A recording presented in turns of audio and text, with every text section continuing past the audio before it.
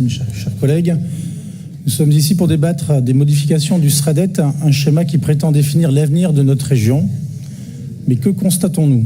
Encore une fois, la région poursuit sa logique d'étouffement des territoires avec des normes toujours plus contraignantes, une lourdeur administrative sans précédent et des objectifs irréalistes.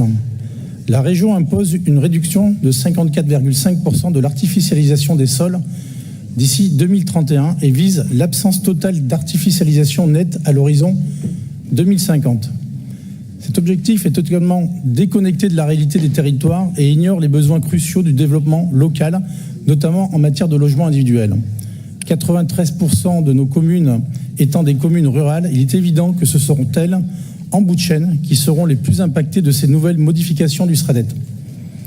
Pourtant, malgré cette évidence, les maires ruraux sont les grands oubliés de cette consultation. Comment peut-on imposer de telles contraintes sans avoir consulté les maires, les véritables acteurs du quotidien? Il est incompréhensible que ceux qui seront en première ligne pour appliquer... 30 secondes, Monsieur Elof. Oui. Vous ne pouvez pas dire qu'on n'a pas consulté les maires. Laurence Roued, Sandrine Hernandez ont passé leur temps pendant plus d'une année, 2 ans, à consulter tout le monde.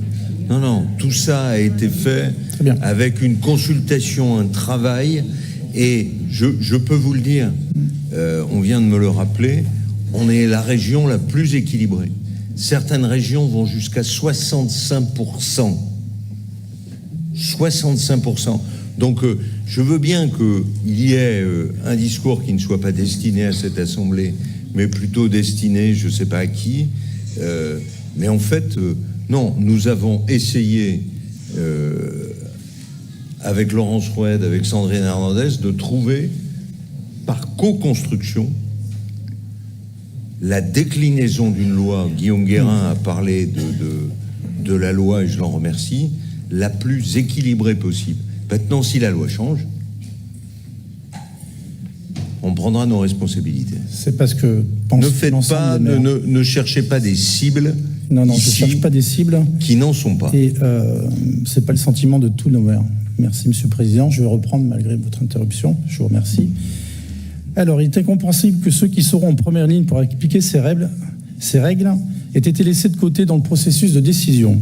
Ce plan, en plus de pénaliser les communes rurales, constitue une véritable menace sur l'économie locale en limitant la capacité de développement, de relocalisation d'entreprises et de création de nouvelles infrastructures publiques, aggravant ainsi les inégalités entre les zones urbaines et rurales et freinant la revitalisation de nos campagnes. Par ailleurs, bien que cette modification promette la différenciation de l'artificialisation des sols selon les différentes parties du territoire, l'objectif est le même. Au mieux, peu construire, au pire, ne plus construire du tout. Il ne vous reste plus qu'à espérer de vous trouver du bon côté. La question de l'artificialisation des sols est un exemple révélateur de cette décision souvent imposée d'en haut, sans réelle prise en compte des particularités locales. Avec la règle 31, qui intègre les logements sociaux dans la gestion des espaces, le SRADET encourage les acteurs locaux à inclure ces logements dans leurs projets d'aménagement. Bien que répondre aux besoins en logements sociaux soit crucial, il est tout aussi fondamental de ne pas négliger les aspirations des Français dont beaucoup rêvent d'accéder à la propriété d'une maison individuelle. La maison individuelle, bien loin d'être un modèle dépassé, reste pour une majorité de Français un symbole de stabilité et de réussite. Pourtant, elle est de plus en plus stigmatisée au nom de politiques d'aménagement qui visent une uniformisation du territoire. C'est une erreur de vouloir restreindre cette forme d'habitat qui correspond non seulement au rêve de propriété, mais également à une qualité de vie que beaucoup de nos concitoyens recherchent. Cependant, il ne s'agit pas ici de s'opposer au logement social. Bien au contraire, nous comprenons son importance, particulièrement dans un contexte de précarité croissante. En Nouvelle-Aquitaine, les chiffres parlent d'eux-mêmes. Plus de 105 000 demandes de logements sociaux étaient en attente fin 2021. Derrière ces statistiques se cachent des situations humaines dramatiques. Ces réalités poignantes nous rappellent combien l'accès à un logement décent est une condition essentielle à la dignité et à l'autonomie. Le logement, ce n'est pas seulement un toit, c'est une nécessité. C'est un levier qui permet aux plus vulnérables de retrouver une stabilité, d'accéder à d'autres droits et de se reconstruire. Malheureusement, en 5 ans, la situation ne s'est pas améliorée en Nouvelle-Aquitaine. Au contraire, la crise du logement s'est aggravée. Le véritable défi aujourd'hui est de répondre à cette demande croissante tout en respectant les aspirations des Français à accéder à la propriété, notamment à celle d'une maison individuelle. Il est possible de réconcilier les deux.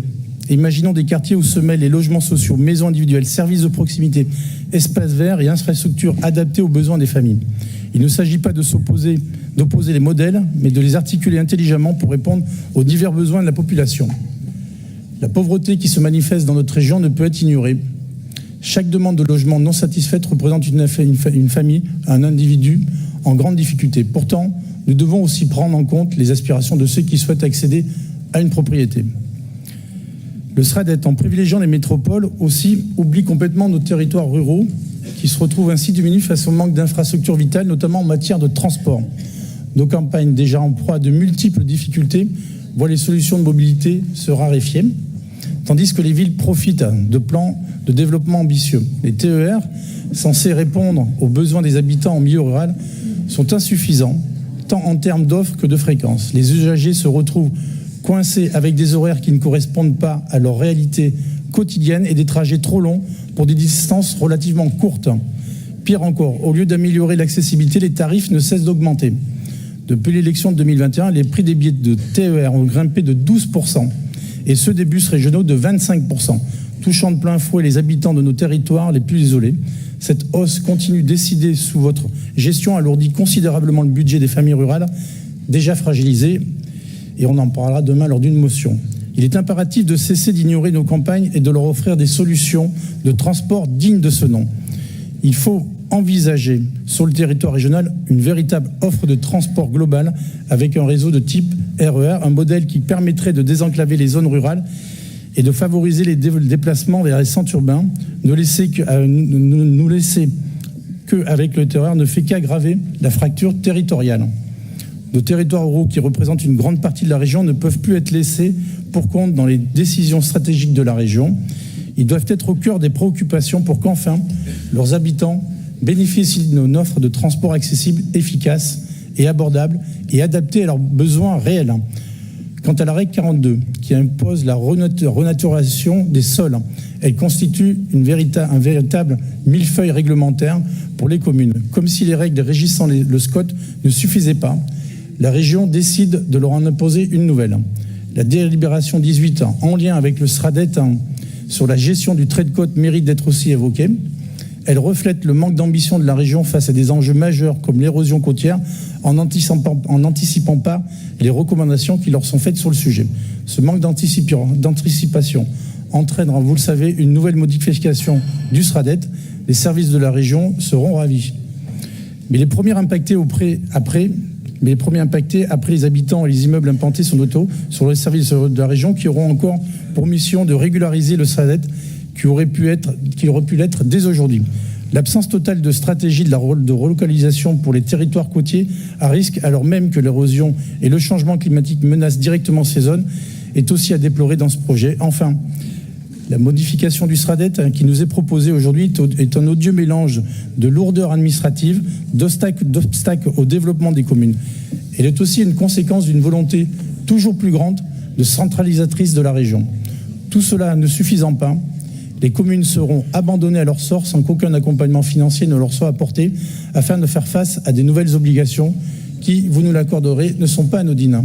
En conclusion, nous nous opposons fermement à ces modifications du SRADET et je vous remercie de votre attention. Oui, il en faut de l'attention pour vous.